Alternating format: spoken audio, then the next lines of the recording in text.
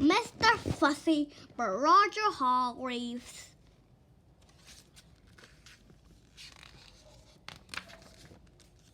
Mr. Fussy was fussy about everything, absolutely everything had to be neat and tidy and in its proper place.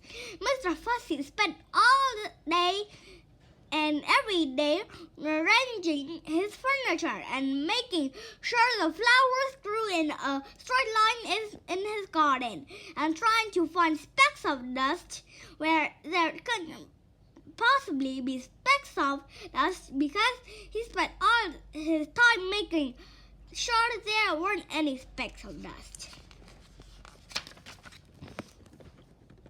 One fine morning, Mr. Fussy was having breakfast. He was very fussy about what he ate. He opened the marmalade pot. "Ugh!" he exclaimed. "It's got bits in it." And he spent the rest of the morning separating the bits from the marmalade, or if you prefer, the marmalade from the bits. Fussy old fussy pot, people used to call him. Then Mr. Fussy went out into his garden and spent the rest of the day straightening out all the blades on grass on his lawn. Fussy old fussy pot. That evening, Mr. Fussy was in his kitchen, ironing his shoelaces like this, when he heard a crash outside. "What to do?" he murmured to himself, and hurried outside to investigate. There was a broken garden gate in one hand, an old battered suitcase in the other, and a sheepish grin on his face said an untidy person. "Mr. Clumsy." "Oops," he said, holding up the garden gate. "It came off in my hand." "Who?" bluttered Mr. Fussy, looking in horror at his garden gate. "Are you?" "I'm Mr. Clumsy," replied the untidy person, grinning, and he stepped forward to shake Mr. Fussy's hand, but he tripped over and fell on the lawn. "My grass!" cried Mr. Fussy. "My straight grass! You've bent it!" And he got down on his hands and knees and started trading the grass. "But who are you?" he asked over his shoulder. "And why are you here?" "I'm your cousin," replied Mr. Clumsy.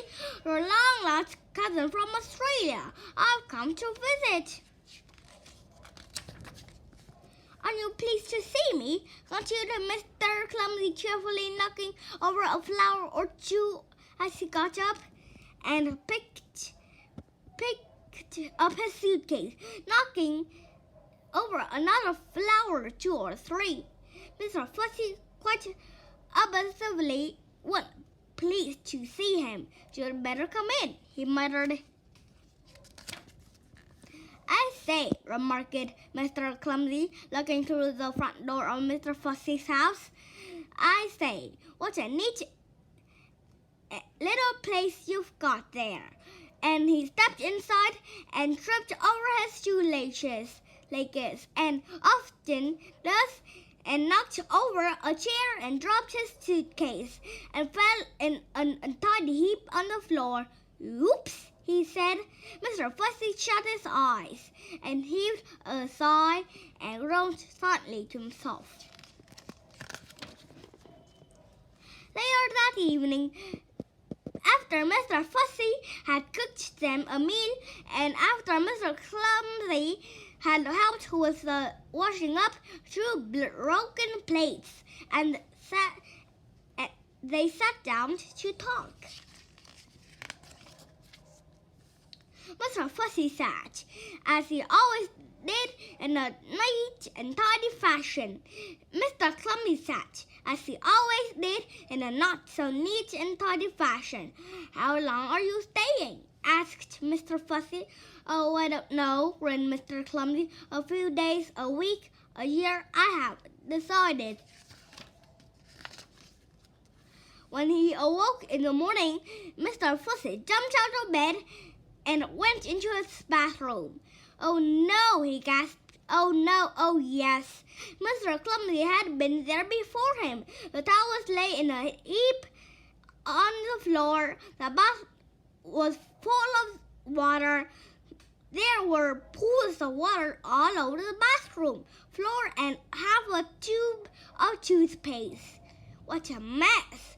Mr. Fussy made it all neat and tidy as quickly as he could. Then Mr. Fussy hurried downstairs. "Morning," said his cousin cheerfully. "I've cooked you breakfast. Sit down." There was an awful mess everywhere. There we are," said Mr. Clumsy, carrying a plate of fried eggs, broken fried eggs, towards the table. "Breakfast!" Then he tripped over those shoelaces of his, and then the eggs flew through the air and then they landed all over Mr. Fussy. Sticky, greasy, jello fried eggs. "Oops," said Mr. Clumsy. After a week, Mr. Fussy's house didn't look like Mr. Fussy's house anymore at all. But after 2 weeks, Mr. Clumsy decided to move on. "Thank you for having me," he said to Mr. Fussy. "It was very nice to see you," replied Mr. Fussy politely. But what he was thinking was, "It's very nice to see you going." "Cheerio," said Mr. Clumsy, and off he went with his battered old suitcase. "Goodbye," called Mr. Fussy, really meaning good riddance. Then Mr. Fussy fussed around his house as he'd never fussed before. Fussy old fussy pot, polishing and mending and repairing and straightening and sorting out and cleaning and putting everything back exactly as it had been before Mr. Clumsy had come to stay.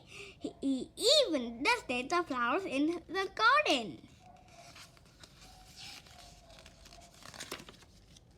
That evening, Mr. Fussy was in his kitchen, polishing an egg, when he heard a crash outside. "Oh no," he groaned. "That's Mr. Clumsy back again. It can't be. It mustn't. It isn't. And it wasn't. It was somebody else. Somebody who had just walked straight through Mr. Fussy's garden gate. Somebody who can't help having little accidents. Somebody you may have met before." "Hello, my Mr. Bump. I've come to visit."